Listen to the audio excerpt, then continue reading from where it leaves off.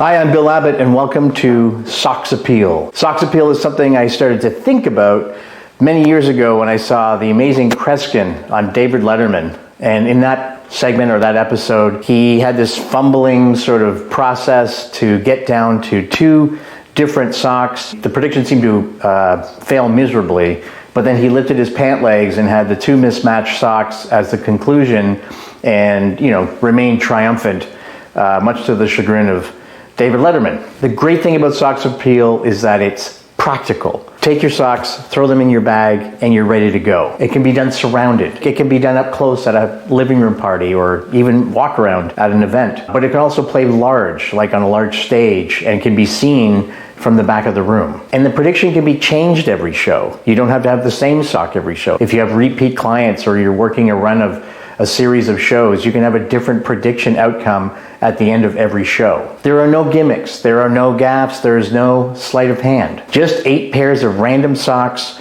and the knowledge I'm going to share with you, and you will be off to the races. Every Christmas, fathers around the world get one of two presents, either a very loud necktie or a pair of very loud socks. Well, our next performer from Canada seems to have the exact same problem. Here is Chris Funk.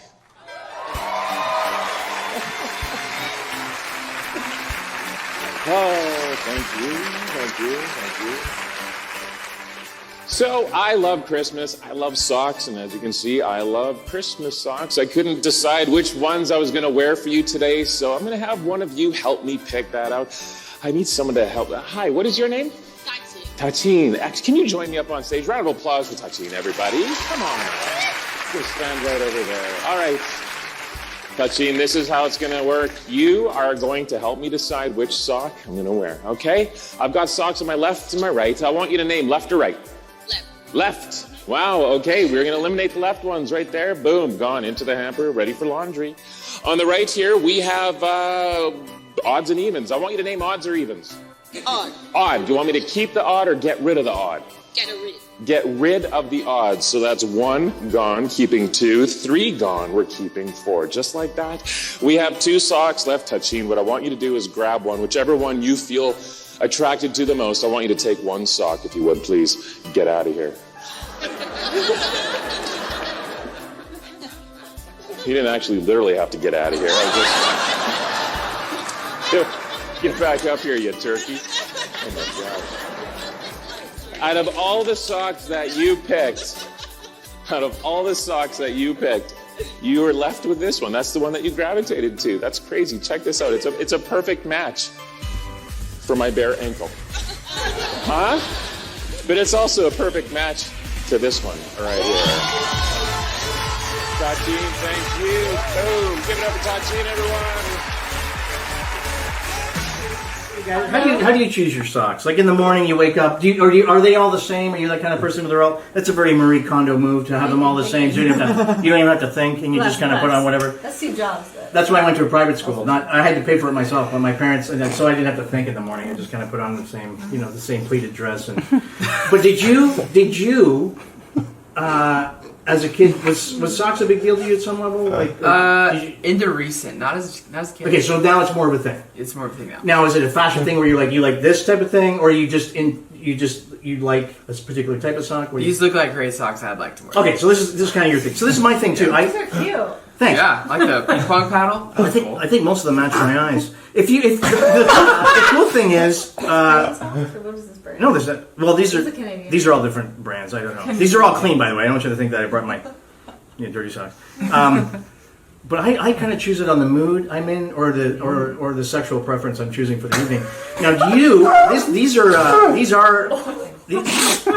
Is that shocking to you? Is that something that you can? You're easily offended because okay. Take that. That's yours. Is this a Tuesday or Wednesday? That's a Thursday. So take. You grab it. You get a choice. You get a choice. Yeah, There's a bit. My Nikki, you get to choose whichever one you like. And she's left you with the Hogwarts sock over there. And you guys just grab a sock that you like, whatever sock that you like. If you like a sock. It's not a rainbow. That's actually the Wi-Fi. So this and we're out of people. That's okay. Jack. No, that's okay. I'll choose. This will be mine too. The Wi-Fi. I feel like you haven't. I don't feel like you, because you have such a poor vision. I'm gonna give you that one too. And so we're gonna start like this. And if you do me a favor, lay that sock anywhere on my arm. You would like to put it anywhere you want. There we go. Crossways though, so it's like I like that because we're gonna get all the socks. Okay. You're doing a great job, though. Beautiful. Yeah. Beautiful. He's on the spectrum. Nice and balanced. But I'm And on. lay yours wherever you want to, and I'm on put it. yours wherever you. Amazing. Oh, look at you! Look at that. She likes to be part of the gang. And would you put your sock anywhere you want on that arm, and not on top of his, but anywhere you want? Very nice. Perfect. And did you eat the other one, or did you? Oh, you haven't. Going on? Yeah. You get two choices. He doesn't care anymore. Okay, so you haven't had any fun. It looks like you haven't had any fun in years. Do me a favor. I want you to ignore the socks. Ignore them right now. Look into my eyes. My eyes are up here. Just look into my eyes. Right or left? Name one. Left. Keep them or leave them. Keep them. Okay. Point to anyone else at the table. Anybody else? Nikki. We have four left. Look into my eyes. Hi. You're going to Indonesia soon. Odd or even? What do you think? Even. Are we going to keep the evens or get rid of them? We're gonna get rid of them. We're going to get rid of them. Okay. So this would be 1. That would be odd. This would be 2. We're going to get rid of that. And this would be Circle. 4. So we're down to these two. You're right-handed, right? You're going to be strangely attracted to one of these socks. I want you to reach out, grab it. Either one? You're going to be strangely attracted to one of these socks. You can barely stay awake, I know, but you're strangely attracted. Obviously. It's not obvious. I'm kind of partial to this one. For Nikki, that was obvious. Yeah. I picked the same one. Oh, really? Well, yeah, Indonesia. Yeah. Would you Yeah, believe that's a perfect match? 2. The other one that he's got. What he's wearing. Shut No way. No way. No.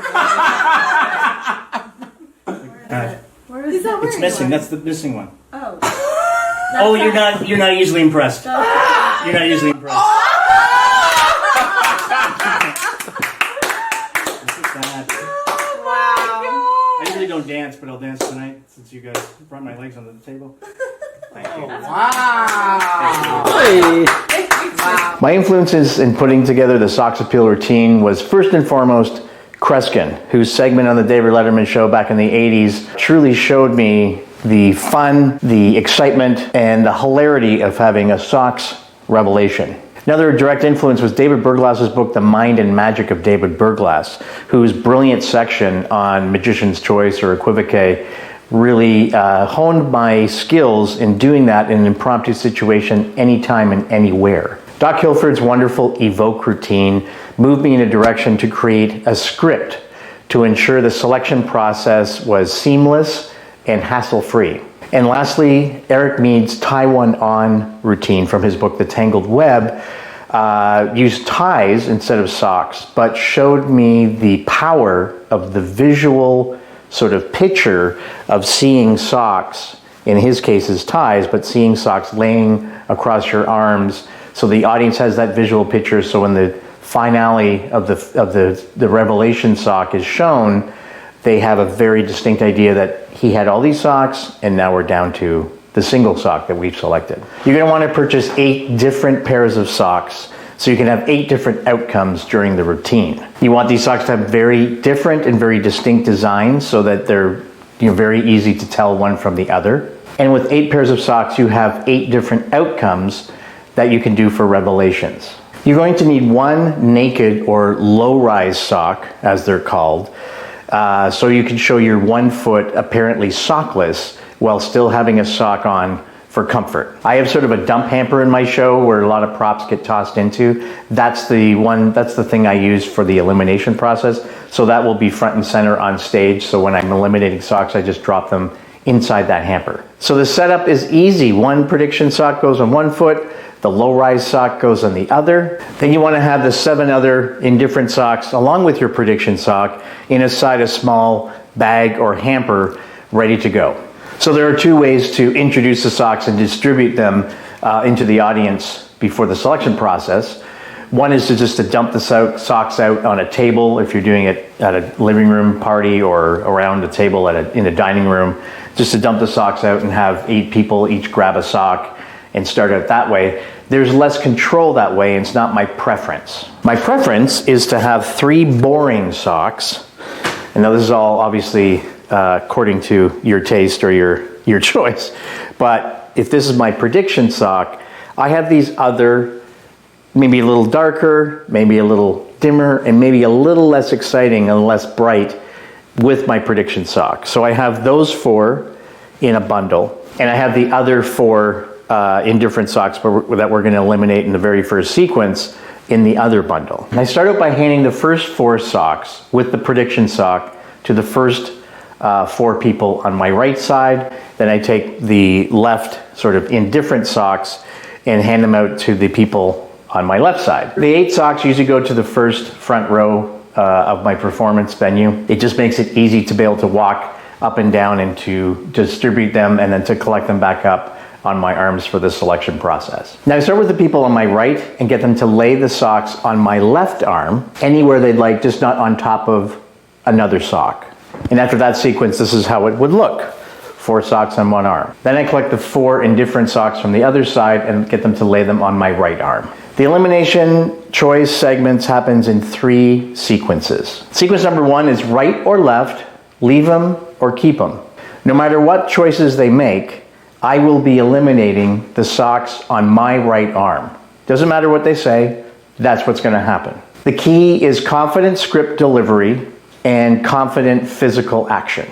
This is the most arbitrary moment of the elimination process, but it works because it's not truly clear what the expressions keep them or leave them actually mean. And this is the way the script goes. Look into my eyes and say right or left. Okay, left, or whatever they say. Keep them or leave them. At which point they will say keep them or they will say leave them. And I say okay. And I immediately drop the socks on my right arm into the hamper and go right into sequence number 2. Now sequence number 2 is odd or even, get rid of them or keep them. Now this sequence is a bit more precise, a little bit more direct, and now directing their attention and yours to the socks on your left arm. You note where the prediction sock is in your own mind. So in this case, it's in this position. And now we ask, do you want odd or even? Let's go with odd. And then you say, do you want to keep the odds or get rid of them? So let's say they want to keep the odds. In this case, we're either going to count from this side or this side, keeping our prediction sock. So in this case, if they say odd and they want to keep them, I would start from this side and go 1, 2, 3, 4. And as I'm doing that, I would be removing the even socks that I'm in this count. So if I go 1, I go 2, I go 3, I go 4. And we've eliminated the evens. Let's say they kept with the odds, but they wanted to get rid of the odds. So that way, in this case, I would start from this side. I would go 1, 2, 3, 4. Let's say they choose even and they want to keep the evens. In this case, we would start at this side and go 1, 2, 3, 4. Let's say they chose even, but they want to get rid of the evens. In this case, we start from this side and we go 1, 2, 3, 4. No matter what choice they make in the sequence, you always have the ability to keep your prediction sock on your arm. Let's examine a couple of different sock positions that the sock could be in sequence number 2 and how to handle that in the elimination process. Let's start with the prediction sock at the far end. So if they say odd and they keep the odds, we start here and we go 1, 2, 3, 4, eliminating these 2. If they were to choose odd and to eliminate the odds, you would start at this end and go 1, 2, 3, 4, keeping the prediction sock in this sock. The other option, again, is to go even, to keep the evens.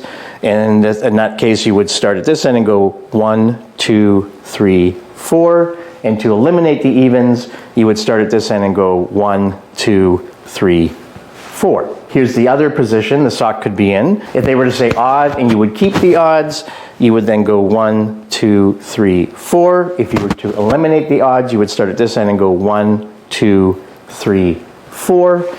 If you were to keep the evens, you would go 1, 2, 3, 4.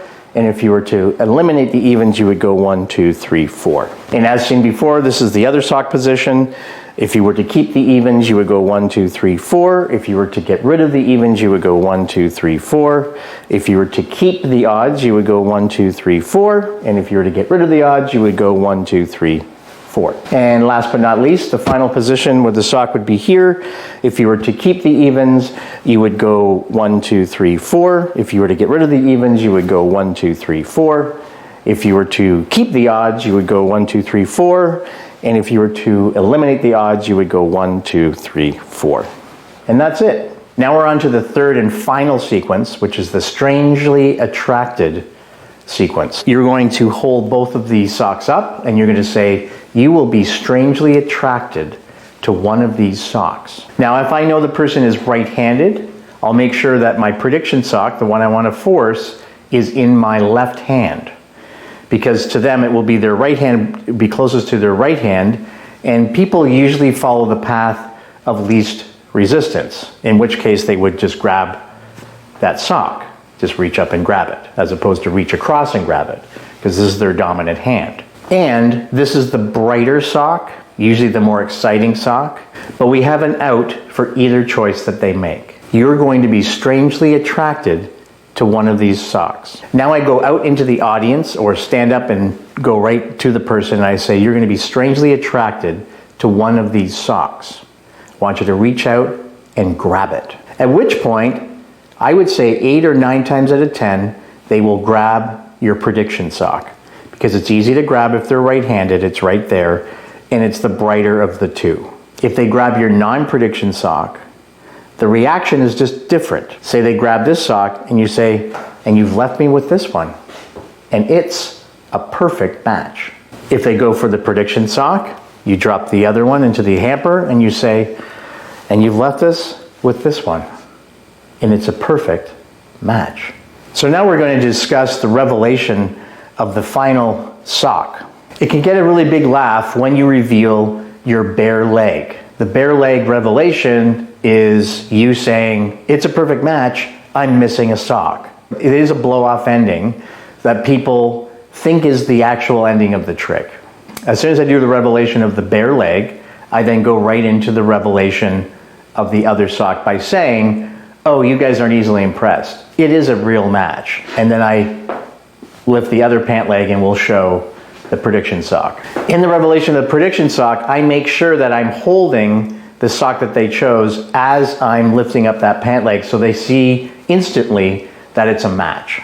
Now in the house party show that you saw, I had the ability of just throwing my leg up on the table and revealing the non-sock leg and then the prediction sock. If I'm working in a parlor situation where people are at the same level, I need to hop up on 1 or 2 chairs. The key here for the revelation is visibility. If they can't see your prediction sock, the whole routine was a waste of time. I've stood up on tables, I've stood up on bar stools, I've stood on people's dining room tables. The key here is making sure that they can see that prediction sock. If you need to get up onto a chair to be seen, recommended to get onto 2 chairs. So that way you have stability, you're less likely to tumble off, and you have 2 chair backs to hold onto while you're getting onto the chairs. If you really need to get onto a table, make sure that table will hold your weight and it's really secure. Folding chairs and folding tables are not recommended. They inevitably don't have the ability to, when you lean a certain way or put a lot of weight on specific areas of the chair or chairs or tables, Murphy's Law will tend to fold them under your weight. If you need to get onto a table though, use a chair as a step stool onto the table and it's much easier to get on and off the table that way. In walk around or with small audiences, you just simply have to pull up your trouser legs to do the reveal. If you're behind a table, like I was in the house party that you saw in the video, it's easy just to throw your leg up on the table and display, the non-sock and then the sock reveal prediction at the end. If it's polite to do so, make sure that the food is cleared away and it's the right company to do that. The key to the elimination process is confidence and decisive physical action.